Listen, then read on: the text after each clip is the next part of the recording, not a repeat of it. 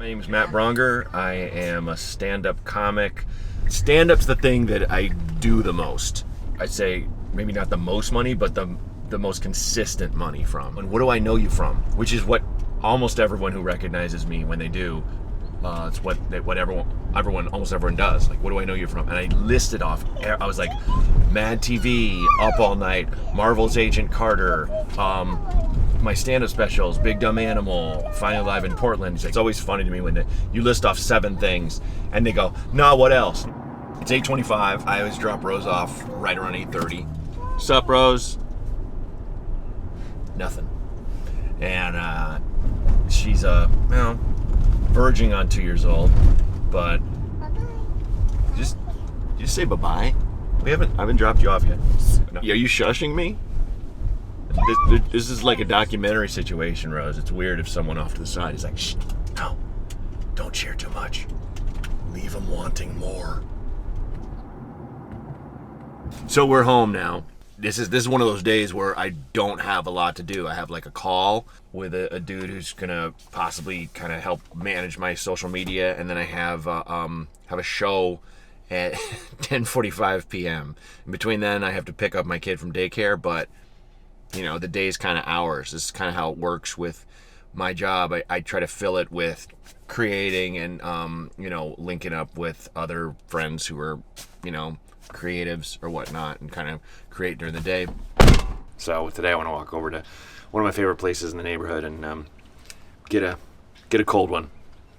Not a beer, a cold brew. Thank you. Thanks, man. Thank you. You have to take time and slow down and kind of enjoy your life. I think that's something that isn't stressed enough in our society, that people have to do that. You really have to, for your mental and emotional and physical health.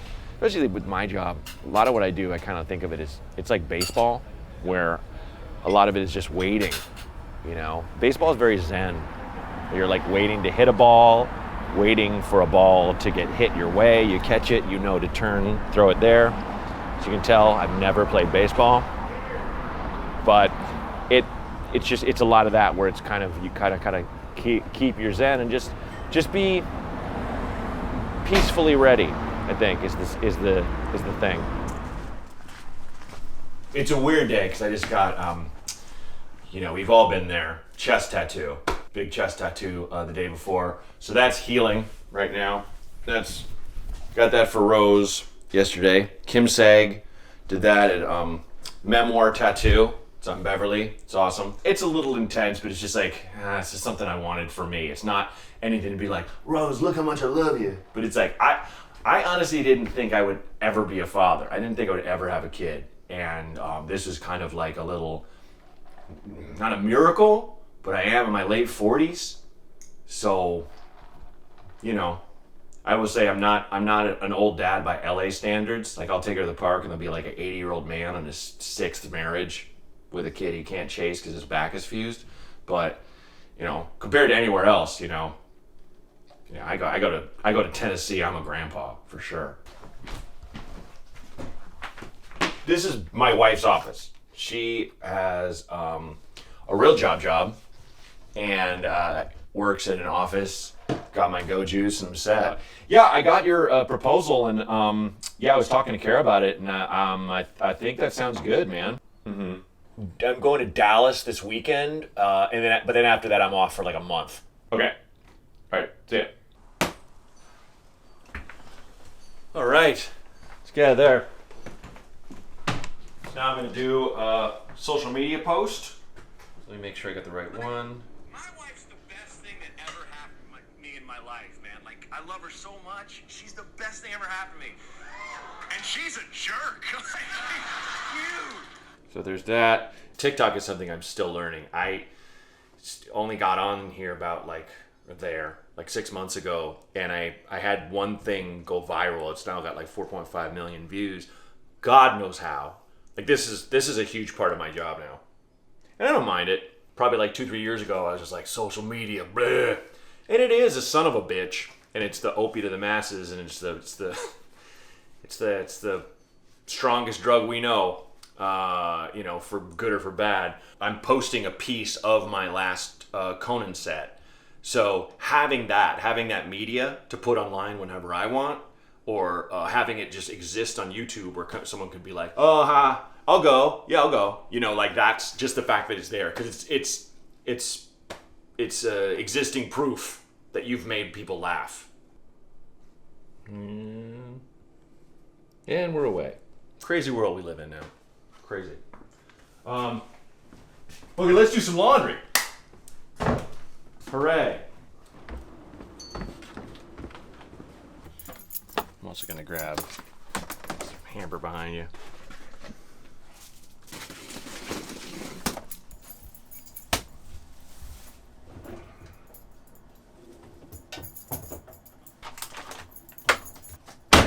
So this is the Cluttery Basement. So that's my first album. I had this in my wife's. I gave this to my wife when she was my manager before we started dating and crossing certain lines you're not supposed to cross, and we don't work together anymore and have a kid. That's the end of that story. So, this is a letter that Christopher Guest wrote me, who did, you know, all the fake docu-comedies. I was in a movie that he did that I got cut out of. And this is a letter he wrote me to me saying like, we had to cut you out, but you were awesome. And I remember I was just like, I'm gonna frame this. I used to have it on my wall, and my wife was like, why do you have a rejection framed? It's like, it's proof I was in the movie? I don't know. But in the end, my wife was right. You know, it was kind of a bummer to have on my office wall for a while. It's like, why do I have this reminder of a movie I got cut out of?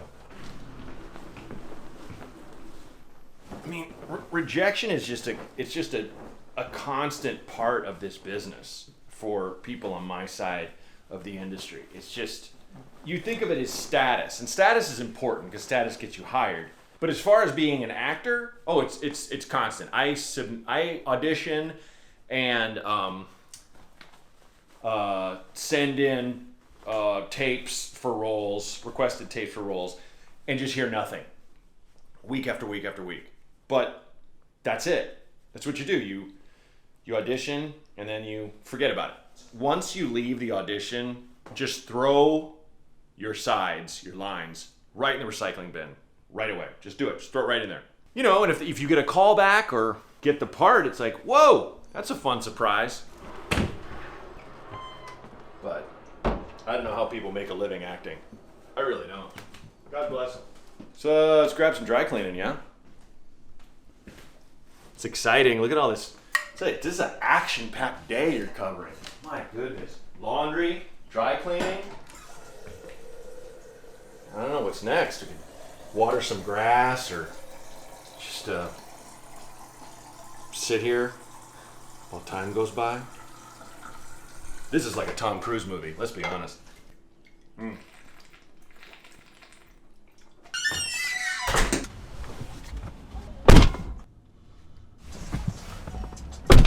Errands, baby.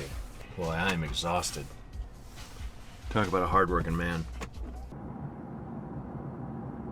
All right, so I'm gonna get a little bit more writing done, get some reading done, probably take a nap, a little siesta. Didn't sleep that great last night. No real reason. It's right around 5. I pick up my daughter around 5:30. I'm going to get her. I got milk, apples, banana. I'm set. So let's go grab Rose.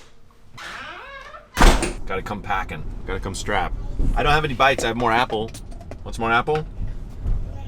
Yes? Okay. It's hard for me to give advice as a parent because my kid isn't even that old, but I mean, it was the best thing for me. I guess my advice is just to try to enjoy it, but don't. I try not to share my schmaltzy bullshit with people too much, you know, because it's like I feel like there's a chemical between us. That's how it works with parents, especially if you're around a kid you love long enough, like you've adopted. Same thing. That's your kid. It's true. I've never known love like this in my life. Am I being too schmaltzy? Is that what's happening? I'm creeping you out? See? She doesn't even know what the hell I'm talking about. And even she's like, oh, shut the fuck up.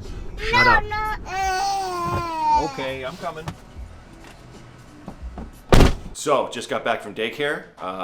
Rose is running wild around the house. Got to make some dinner for her. And then my wife will get home. And then we'll go to the store. We'll go to the comic store.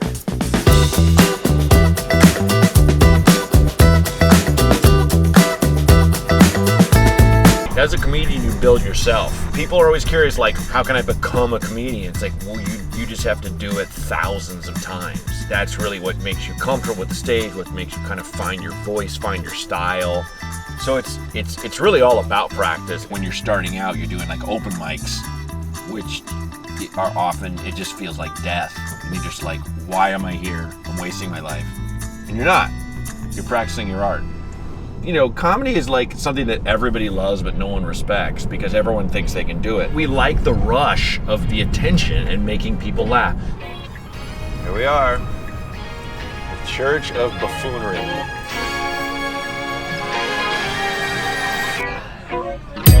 Somewhere unseen. It's almost like punching into your shit at the factory.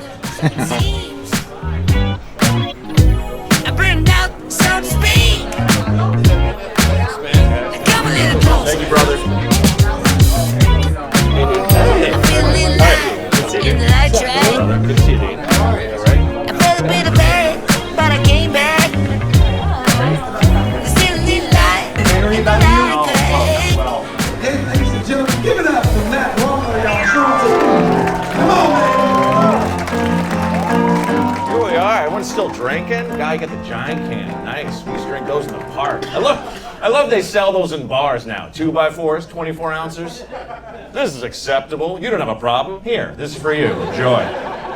I said to my wife, I was like, if I catch you cheating, it better be like an Asian little person and a woman. You know what I mean? Like, it better be something that I'm like, no, honey, how could, huh? Oh. Okay, let's talk. Like, it better like throw me. This happened. Got skipped at an orgy. I'm just throwing that out there. That's for next time. Have fun, kids. Thanks, that's my time. Appreciate you guys.